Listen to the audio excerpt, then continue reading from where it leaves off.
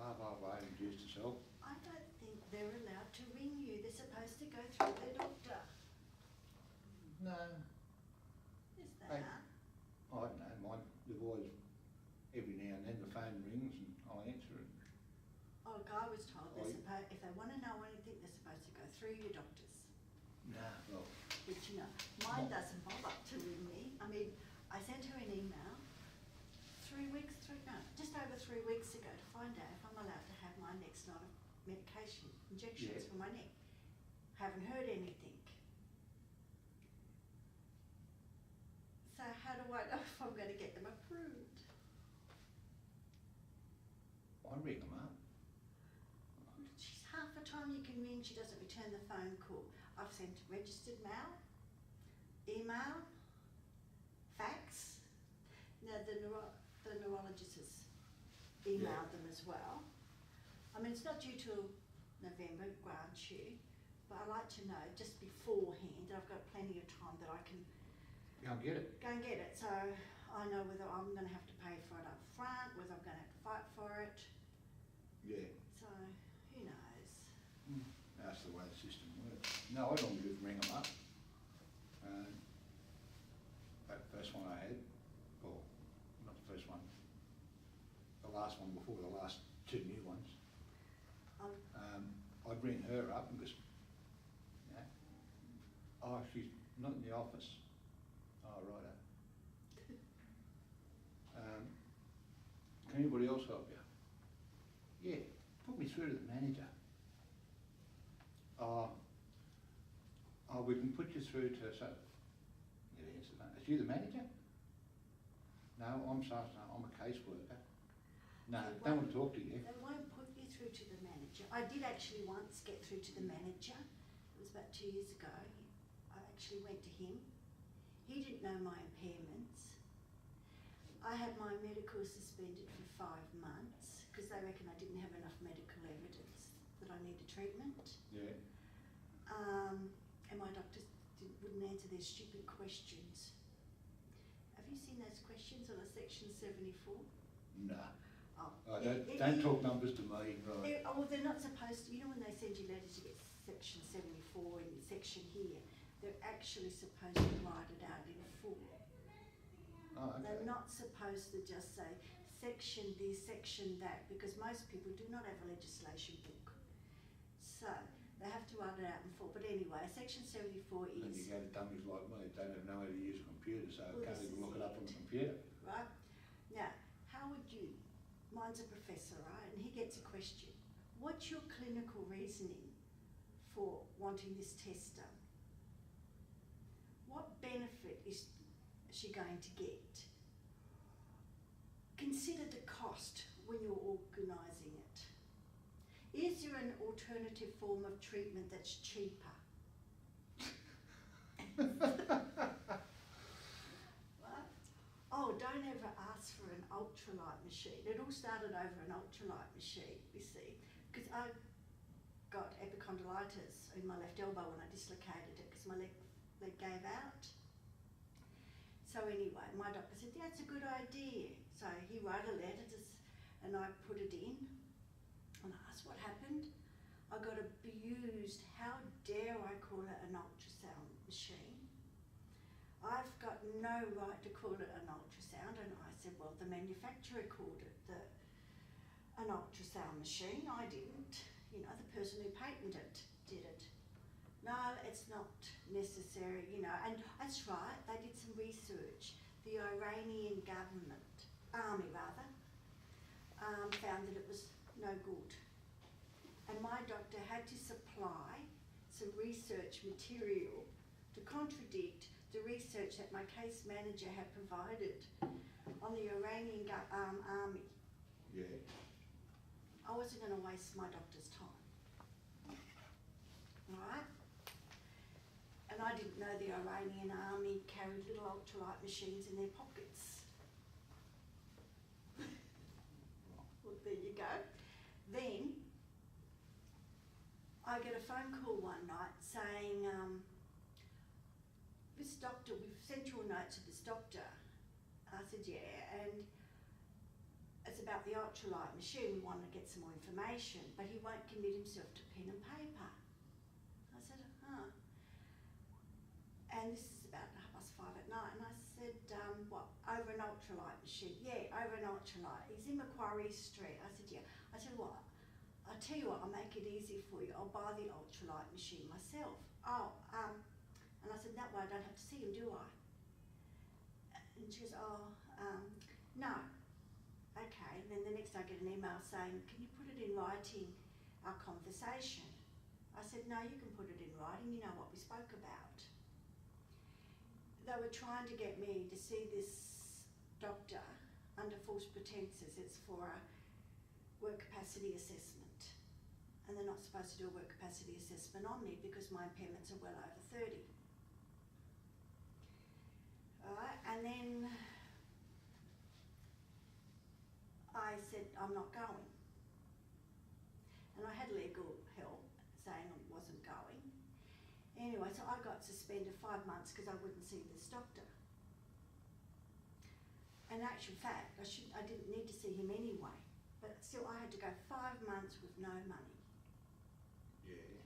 Right, then straight after that, they approved my money. I got suspended of all medical for 12 months.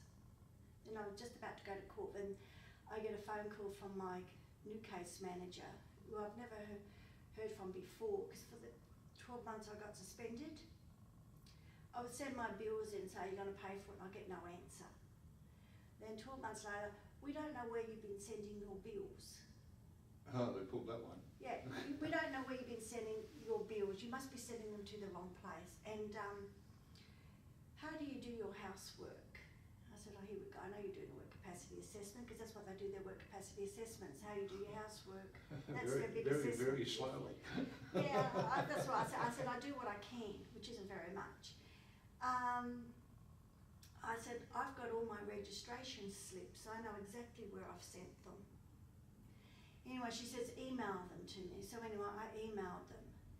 6 weeks later, I still haven't heard. So I had to go and get work cover to get them.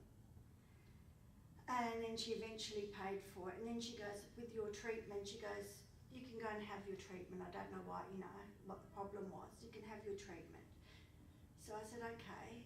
I went off and had my Botox injections. Then I asked about the next one, and then she goes to me, you know those treatments you've been having? I said, yes. Well, we want some more answers why you need it. Because we feel you've had enough treatment, and we want to concentrate on your rehabilitation. You've had enough treatment, you've had it since what, 2012 or whatever it was. I said, well, I don't have a limit on my treatment under the legislation. If I still got problems, I still have to have treatment, and it's well documented that I need my treatment. And but we just want to do rehabilitation. And I said, have you read my medical report? And I said, have you read my impairments? And I said, why have you changed my injury management plan from 3 monthly to monthly? I said, it's a waste of time because I'm putting in 3 monthly certificates, and that was under the delegate agreement. And she said, oh, look, I'll make a note, but you're due for another one next month and I'll fix it up. So I said, okay. The next one comes. The 3 monthly certificate's not mentioned on my injury management plan. And then the goal is return to work. But I'd been before the delegate, job seeking obligations are to be taken out. But not only did I get the injury management plan, I also got my obligations. Go on a return to work plan as soon as certifiable. Participate in your injury management plan. You're to go and see the independent medical under section 44A, and that's for work capacity assessments. And I had to write back and said, no, you can't send me under 44A because I'm over 30%, and you can't do a work capacity assessment on me if you're over 30%, unless I choose to do so. Getting back to that, where did you go? Because I'm in the same boat. First of all, I started off with, 1, then I've been assessed. I've got so much You're in bits and whole pieces. I'm in bits and pieces. Okay. Whole body impairment and Have they told you what your impairments are in one figure, No, in the whole person impairment? no. Because you're like me, we injured ourselves prior to 2012, Yeah. right? We're all in bits and pieces. Yeah, We'll get this. I got mine because I tweaked that I needed to be under 100 into a whole person impairment, not Yeah. all bits and pieces. yeah. So I'd organised for me to go and do it, and you need to get a work cover accredited person to do it, and you can Yeah. check with work cover. I've been trying to get it done, and nobody knows where to go. Well, ring up work cover, and they have a list of doctors of who's work cover accredited. Yeah, Okay, you can't just use any doctor because not all doctors will do it. yeah, It has to be a work cover. What happens? Ask the insurance company first what your impairments are. Okay. Yeah. When I asked mine when they first did their work capacity assessment, I got told that's only for the new ones, the 2012. They don't do work capacity impairments on us. And I didn't say anything, I went ahead and done it. So you ring up the insurance company and you ask nicely what your whole person impairments are, right? And then if you don't like what they're saying, and ask who done it, go off and get yours done and submit it to them, right? Submit it, you can go through a lawyer and he can organise to get your whole person impairments done. yeah, Then you submit it to the insurance company. The insurance company hasn't got to take what you give them, okay? yeah, But you don't have to take what they have. So what happens if you both don't agree? You go before the work cover commissioner, and he might send you to somebody, or he might look at it and he'll make the decision, and that's binding. Okay, so whatever the commissioner says, that's binding, and you both got to take it. yeah, I submitted my report because I asked them. I said, was I classified as serious when they were doing it? No, your injuries aren't serious. We don't consider your injuries as serious. I said, okay. Anyway, I submitted mine, and after 4 months I didn't hear anything. So I rang up my case manager and I said, what's happening with my medical report? Oh yeah, we saw a report with a couple of figures that might not even be real. We just tossed it or shelved it. I said, oh, okay. So then I went to work cover. Work cover got onto the insurance company, and they told the insurance company it was an oversight and they would get it checked. Anyway, they went to work cover and said those figures are correct. You know, that my impairments are 46, and they are found to be correct, and that I got a letter saying I was classified as seriously injured. They did a work capacity assessment in April. I got the letter in October, late October, saying I was classified as seriously injured in May. But they did it in April, and I was told when they did it in April that they were going to continually do work capacity assessments on me because they were going to get me back to work. So that would be the first thing I would say to you is go off and get your impairments checked, don't take their word. oh, okay. So get onto work cover and find out who the Get doctors onto are. work cover, ask the insurance company first though, Yeah, what they got. Okay, and what are they using to do your work capacity assessment? Because you'd have to have a figure, and they can't say, we don't look at it, because they have to give you a whole person. What are they using to do your work capacity assessment on? I've got no Well, idea. they would have stuffed up on me if I hadn't gone off, right? I was classified as non-serious, right? So I'm way off the mark, and yet they told me I'm not classified as serious until I had to submit it. So how many others have they done it to? How do you know you're not over 30? Well, You know by looking at your leg, it's pretty high. So nothing wrong, it's still there, what are you talking no, about? but you don't know what you are, do you? No idea. Okay. I know it bloody hurts a lot, Yeah. Well. you know. I know I'll fall over a lot. Well, this is another thing. So it's not have you just- noticed something too in the injury management plan? Have you noticed the risk factors are not mentioned? What are your risk factors? When you go back, okay, they push you to go back to work. What are your risk factors? Who's responsible if you injure yourself? Now, you can't lie. I presume the silly person that employed you, No. because, If, well, you know, even that's okay. where I laugh, like, they get up when you, I did go for a job, and, told the bloke straight out. Yeah. Well, he can't hire, he's not gonna hire you. No, well, that's, Because he said to me, he if said, you I can't fall employ you. over, he's gonna be held accountable, Yeah, right? Because he's got to ensure, I mean, he'll do everything that he can to keep you safe, but if your leg gives out, and you can't lie, right? no, why lie?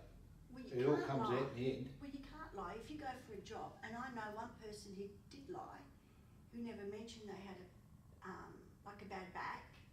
They went to work, their back got worse. And then she went to claim for her back, and she couldn't claim because she hadn't told her employer that she had a bad back, so it wasn't their fault.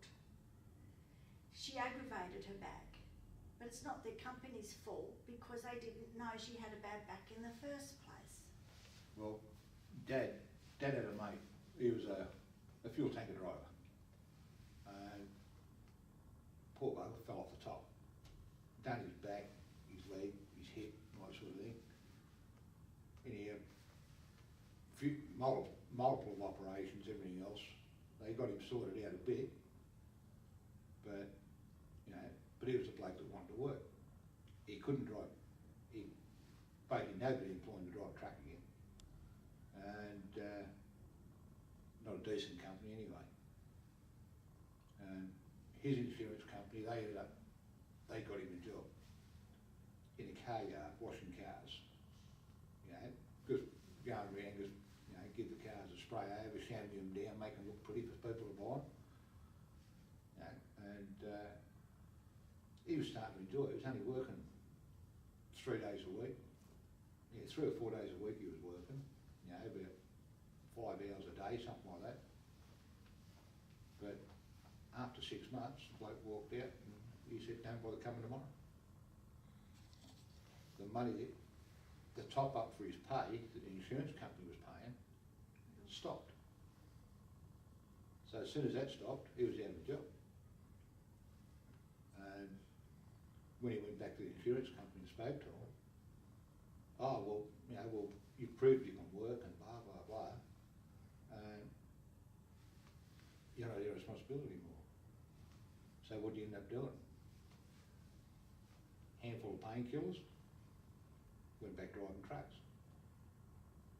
But he's only going to end up worse off. His poor bugger's dead now, he ended up dying of cancer. But his last 10 years of life A living hell. were absolute bloody misery. He lived on bloody painkillers. You know, and if they were to pull him up in the truck and do a drug test on him and everything else, mate, something would have showed up for sure. But we're only numbers to the insurance Oh yeah, company. that's We're not exactly a right. person, you're No. a number. Have you been told that they'll tell you what treatment we're having? They'll decide. Have you heard of this stupid treatment table? A bunch of case managers all sit down and discuss what treatment you need to undergo and what rehabilitation. How can they say what treatment we need? They don't understand the injury. They don't understand the tests. They don't understand the treatment. But they'll tell us. Oh, the school kids, yeah. Yeah, this, You know, well, like ages, you know, my doctor had me down as unfit for work. And she's gone on reports from specialists and everything else I've gone to see and all that sort of stuff. And in her own mind, she said, you're not fit for work. And no worries. Then when it all changed, they sent me for this, you know, I went for one work capacity thing and it came back, I was up in Penrith, it came back unemployed. unemployable. And, oh, fair enough.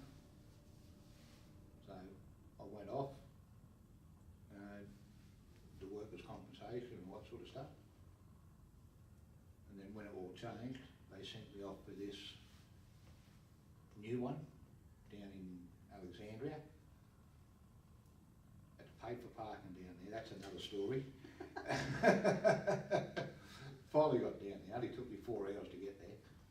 And got down there, got parked in their area, and went up and done their assessment and didn't hide nothing.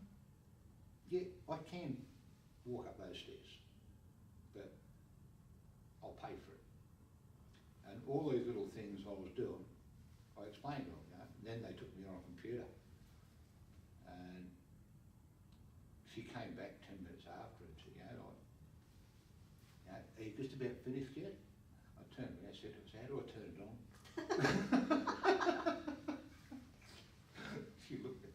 She walked in, there's some little button on the side, she held that in, not a code, you know.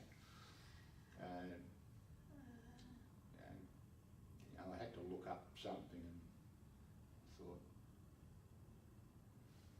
and I'm sitting there going, typing it in, you know, the old dab finger, and I sort of got that bit in, but I didn't know then that I had to go onto this thing called Google. Oh. So I drive a truck. I used to drive a truck. You know. Obviously, you didn't pass. Oh, don't tell me you passed. Well, after all that, you know, blah, blah, blah, then they gave me this little booklet, and it was on maths and that. And I got the first 2 pages, and it took me a while to get, you know, I worked it all out, but mind you, it was stuff that a bloody 4-year-old would do, you know, just general maths, and all of a sudden there was this, you know, long division and this, that and the other, and I grew up in the days of fractions. So did I. Quarters, you know, bits, all that sort of stuff. And they're tossing all this metric stuff at me. Yeah, right, eh? That's right. And had a guess at a few of them. Then I went through the other. Next minute was, you need to be a bloody rocket scientist. And she came back. She said, you finished? I said, well, I've done what I can do.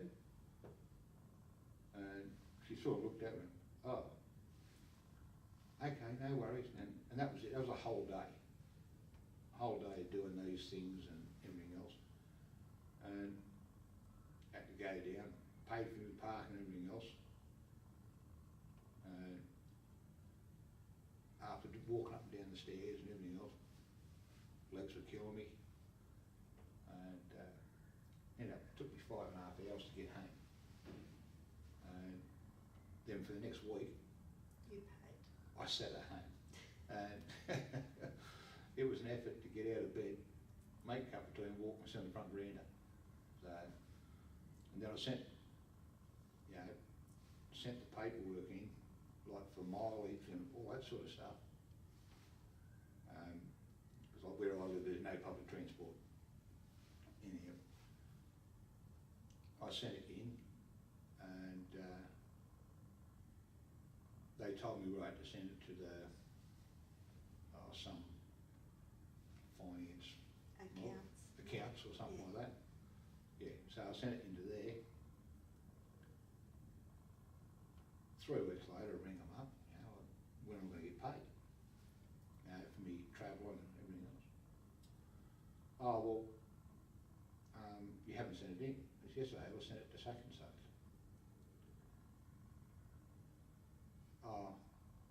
I'll check. And hour later, she rings me back. They haven't received it. Oh, the oldest trick in the book. Anyhow, and all of a sudden, travelling. You know, this check come through for travelling. Well, no, sorry, they put it into the bank account for travelling and everything else. And no money for the parking. So I rang up and they had the height to tell me that, oh, you never sent that in. I said, that was stapled to the mileage sheet, you know, like the travel expenses sheet. It was actually, the receipt was stapled to it. Oh, well, that's been lost then. I said, well, you know, it cost me $28 for parking. And they said, tough luck. Did you photocopy it? No, I didn't. No, you must always photocopy. I've learnt that now. Photocopy, and But what you should do. If they ever want to send me off to go somewhere now, I'll drive my car up to get me 3 monthly assessments done. If they want, if it's in the city or whatever, they can send a freaking cab for me. This is it. You know, I refuse to spend what little money I get Hey, to do them. have they made fun of what you can't do? No, not really. I have. I've rung up with the ultralight machine. I remember once, and she told me that I was having problems with my left leg. She goes, how dare you have problems with your left leg? Don't you start that caper on us. You've never had problems. I thought, I've had it ever since I injured myself. And she was going, you know, I said, I have trouble putting my shoe on sometimes. And, you know, sometimes I can't sit for too long and I vary. And she was just making fun of it, and she was going, oh, can you even dress yourself? And really being humiliating. And I thought, one day it might just be you. But I remember she wrote in one of her letters that I shouldn't. You can only hope. Well, she wrote that I shouldn't expect the company to keep me off indefinitely because with medical advances I could be cured. I mean, it'd be nice to think I could be cured. I'd love to be cured. It isn't going to happen. Well, I'd love them to fix me. But then I'd also love them to give me the last bloody 20 years back that I've missed out on. Oh, look, I've been humiliated, degraded, fight for treatment. They make you beg like a dog for your treatment. You get told you're cured. I've been told I'm allowed to have pain, but not the condition. So I don't know how you have pain if you don't have a condition, right? And I was told the whole floor doesn't believe me. And I told them once that they were just glorified pen and paper pushers. You know, Well, really, they're sitting there making medical judgments, making medical calls. Let's face it, when they walk outside that office, they won't be able to do it. well, I think we've been looked after by the wrong people. It all Our started. case managers, like when you walk in the doctor's office, up on the walls, all their plaques, you know, that frack and where they've been educated at and this, that, and that. Where's theirs? But they're not experienced. But where Why should we see the doctor? We could go. where to are their the- qualifications for them to sit and read a doctor's report Well, they and don't understand what they're talking about? Because I can read a doctor's report and I've got no clue what they're talking about. Well, see, even some of the case managers have admitted they don't understand what they're reading and they don't understand about their treatment. All they want to do is get you back to work, close your file, shove off, and we don't care what happens to you. Oh, And that's all they care about. it's like when you work for a big company, They don't care. you're a number. Well, they don't care, except we don't get our treatment. I mean, you've got to literally beg them for your treatment. I've even had the doctor's surgery begging them to let me have my treatment. Oh, but you've had enough treatment. You know, you should be cured by now. What do you do? I used to work as a registered nurse. Yeah, but what do you do now? When you Just go, when you go, say, I don't go out, I Yeah. hardly go out. well, Okay, I do daily living, yeah, but I just. yeah, Now, some days I can't move. literally, I might be up half the night because my leg will be in pain, or my back, or my neck. And I've got pains in my arms and they kill. So Well, I'm like that after I mow the lawn. I Mind don't- you, my lawn's only, it's a postage stamp out the front and it's not much bigger out the back. you know, you try and do daily living. Oh, Okay, yeah. you try and you do your daily, and you feel proud that you've accomplished little things on your own and you can do it. But they crucify you, you know, you get your private investigators watching you all Yeah. the time. You know, my dad was dying and I was on a train, I just left him in hospital and I got told he didn't have long, and his cat had died and I had to go to the vet to pick up his ashes. There was a private investigator sitting opposite me, sketching my face, kept staring at me, and I thought, I know you're a private investigator, I've seen you sitting across the house before, and I thought I've got enough to deal with my dad dying. Even that wasn't peaceful. My dad died worrying about me because he used to see the private investigators outside and it was pathetic. Yeah. Really, I think they need to start looking at our quality of life. There's no such thing as quality of life. Well, look, that work capacity certificate doesn't tell you anything. Unless you're a quadriplegic, of course you're going to be able to sit down on a chair for a few minutes to talk. Of course you're going to stand up and have a shower. What does that tell you? Nothing. You've got to.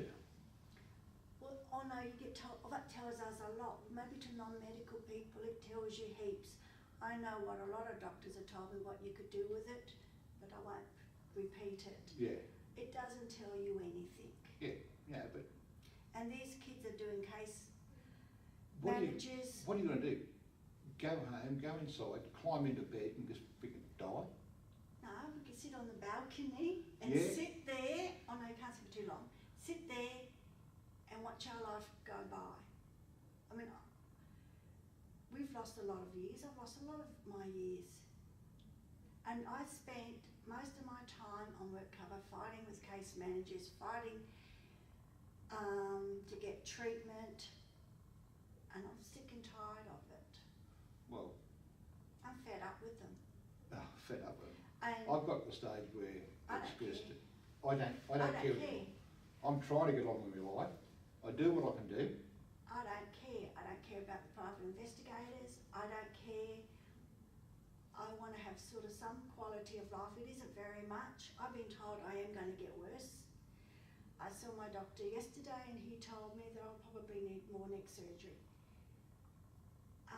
Which, if I have any more surgery in my neck, I'm going to weaken the rest of my spine and I'm going to lose a lot more movement in my neck. And So you've got a lot to look forward to. I've got nothing Well, to look forward to. I've had so many operations on the right leg to try and fix it.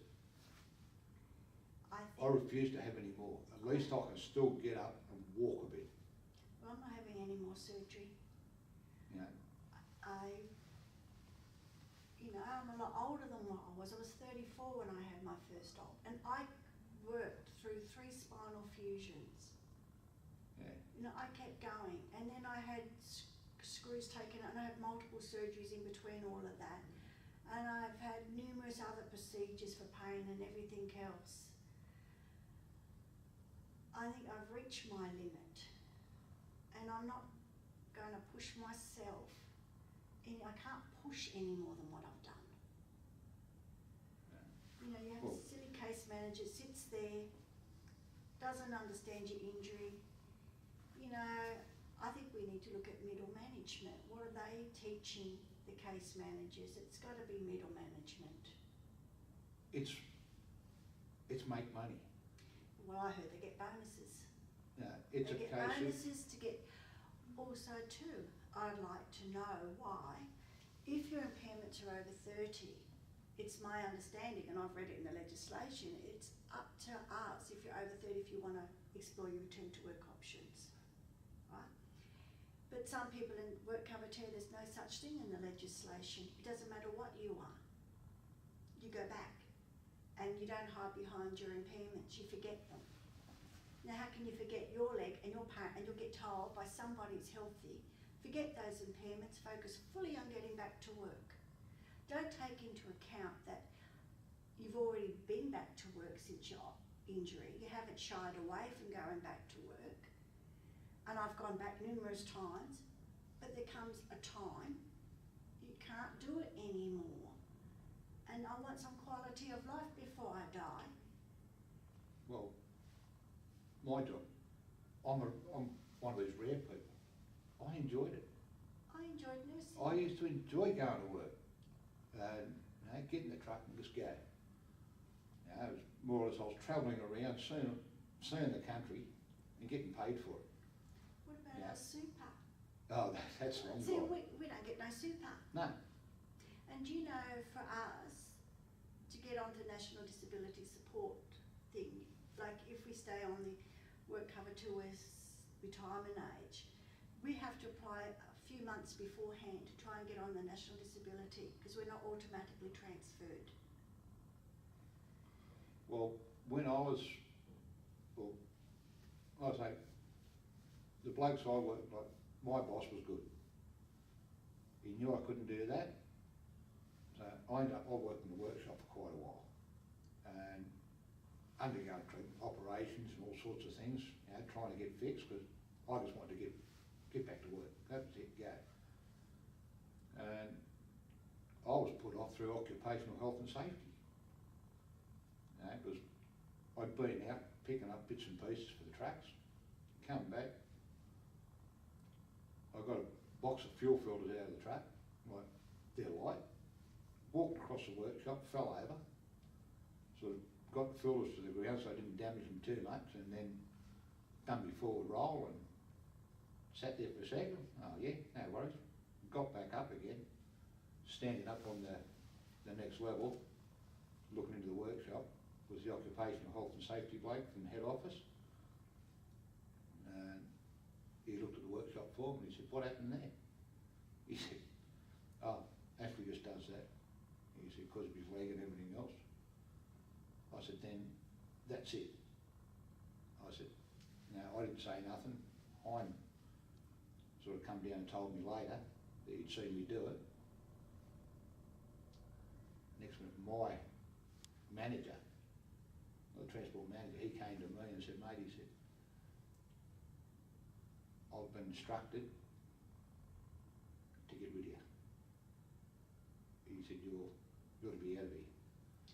So we worked it for quite a while, as best we could. And in the end, it came down to, I was put off because I was a danger to myself and my fellow workmates. And that was it. I was taken up the office, sign here, sign there. You're now employed.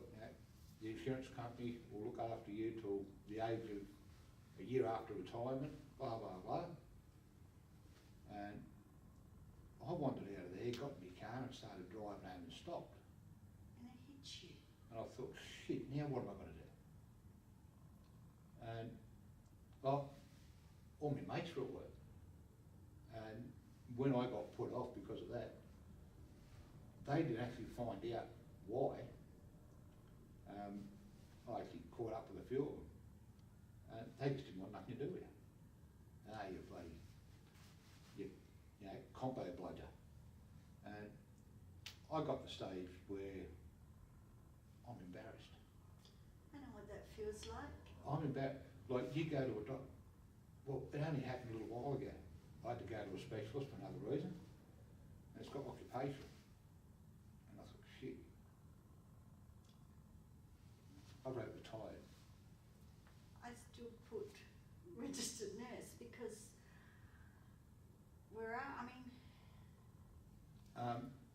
well, I can't drive a truck. I can still drive a truck. I'd love to. But people don't know But how humiliating it is to be retired. You stop working and you do something you love and you're stopped, not because you want to. because you have to. You You've been have told to. But you've also tried to get back and you can't.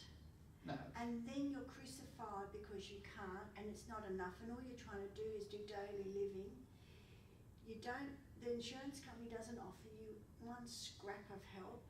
All they do is rubbish you to the ground Well, the thing and is, intimidate you, or try to intimidate. I don't care. well, see, it doesn't just stop with you. Like, my dad and my brothers, they all had the same, we all had the same work ethic.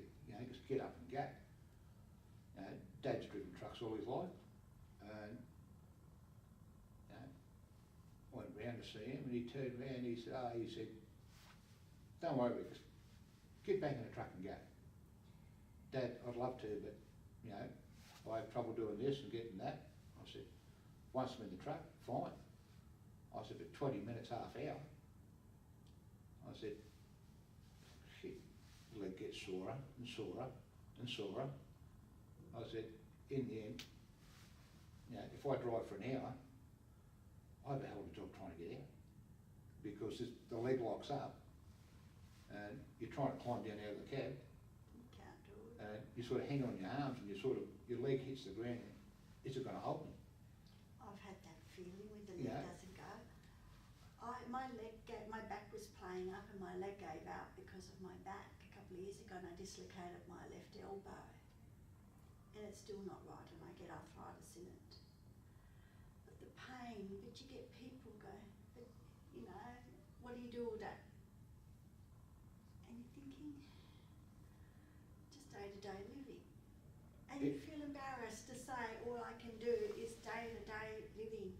And It takes, well, I could probably still get out and mow the lawn in half hour. Mow the lawn and whip snip the lawn. do you know, I tried But that's to all I do. all day. If I'd done that, I'd wipe that day out and the next day out. I've got to get my next door neighbour or my family to change a light bulb. Yeah. I can't do it, and like to clean underneath the bed, I've got to wait till they come out and to do it, because I can't twist my head underneath to Well- have a look. I like ironing, I've got to do it as I go, because I can't do big piles, my arm gets tired. Ironing, what's that? It's very hard, little bits and Look, you pieces. can tell by the crease in the shirt. But I can just iron like one or two things like a day, Yeah. and I can manage. My shopping gets delivered, except I might pick up one or two little things, but just depends. I mean, it's not a great quality of life, Oh, no, there's no quality in it. Like, but I'm sick of being when was the like, last time you had a good holiday? what holiday? Exactly. I haven't had a holiday before actually I haven't had a holiday since 85, 84. 84 Yeah. was my holiday. Well, I have not had one since. And we're not allowed to have holidays. I used to go off, at least once a month. Once a month with my brothers and that. We'd go off camping, water skiing, trail bike riding, everything else. Well, That's all finished. Haven't done it for years. My brothers still go, but I can't go. I see Yeah. them all go off, I wave them, Yeah. But, I've like, accepted. gone are the days of, me and Jules, we used to go off and we'd go off camping Well, and go for a nice bushwalk and everything else. that's gone. Like, we went to Tasmania and we wanted to have a look around there and everything else, so we went down there and everything else, and wanted to do Wineglass Bay and all that sort of thing, and all the lookouts and all that sort of. Jules had to get out the car and run all the way down there and run back. She'd take some photos and she'd say, "Oh, you can make it. It'll take us a while, but you can make it." Or she'd come back and say, "No, there's too many steps, there's this, there's that," but so I never got to see that. Yeah. And there's a hell of a lot you miss out on. My quality of life is you live in existence. Yeah, but you're also made to feel guilty because you live in existence, because you get people, oh no, you got to spend the whole time, forget the injuries, forget everything, and focus fully just getting yourself back to work. But I think I don't have a life, so, and I'm still having treatment and I don't have a life, and then you want more out of me, and I'm thinking, I can't spread I just can't do it. Yeah, no, well, I think there's a limit. Some injuries, I mean, I did go back after my back, hurt my back, I did, and I tried, and I kept going back and back, but I think there's a limit. Some injuries can make it back, and people can get back, and it's good if you can get back, but there is a limit where you can't do it anymore. And it's not up to other people to say that's your limit, you know, just go over that limit, you can't do it. well, And we're not bludgers. it's sort of hard. Like I say, I still plod around at home. I still look after my garden. I have pride in that, you know, but it's something that gives you a bit of pride, and all that sort of thing. But what I've recently realised is, you know, I had a blue with Jules, and I never realised, because I was always thinking about me. You know, oh, my leg's sore. You know, I don't want to do this. My back's hurting, because they ended up chopping my leg around that much, and you know, because I favoured this one so much when I was first injured, and ended up buggering the other one as well. And then they finally chopped. I just wanted to cut it out and replace it. They chopped it around even more. It's ended up making that leg 3/4 to an inch shorter. So now I walk, I'm sort of walking all twisted. And then you get tired. the sore back and everything else, and you get sore in the hip, and I sort of sit down and, you know, like, Jules, like, she's still healthy, but we can't do nothing. Like, never sat back and thought about how much it affects her. A lot of people don't. And, you know, we got to the stage, and I just turned around and said to her one day, I said, well, if that's how you feel, just go, piss off. And got the hell of a blue over it, and ended up sitting outside and thinking about it, and like, I've gone through the pain and all the operations. She's been there. She's seen me going through the crap. And she can't help you. And she can't do nothing to help me. And like, when I get the shits, and she's got to sit there and cop it. So it hasn't only stuffed my life up. People around you. It's buggered her life up. You know? And she was a person who used to love going out and everything else. But it's also stuffed you for the future. Yeah. You don't know what's in front of you. Well, we've got no super. Well, that's it. You know, like, Okay, so I was paying, at that time, I was paying 9% of my earnings into super, and the company were matching it. And it was good. The super was building up. I'd work the extra, you know, I'd work the extra hours to make up the extra money and all that sort of thing. And everything was going fine. And then this workers' comp thing, and that's it. So what have I got to look forward to? Even if they do look after me until the age of 67 or 66. But we're still going to be made to feel guilty. Yeah. Not have a life. But then, what's going to happen to us after that? Well, I was watching on TV a program You've got to about pensioners struggling. Trying to survive on that pension. And that's going to be very hard. Yeah. And our medical, because if the insurance company doesn't pay, we're still going to have to try and have our medical, and maybe we won't be able to afford our health fund. You know, I've already had to sell a house.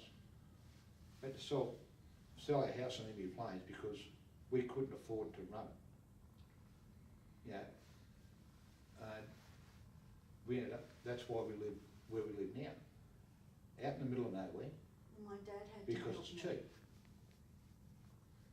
And that's it. All I can say is that the new legislation hasn't helped us one bit. No, I think it's made us worse off.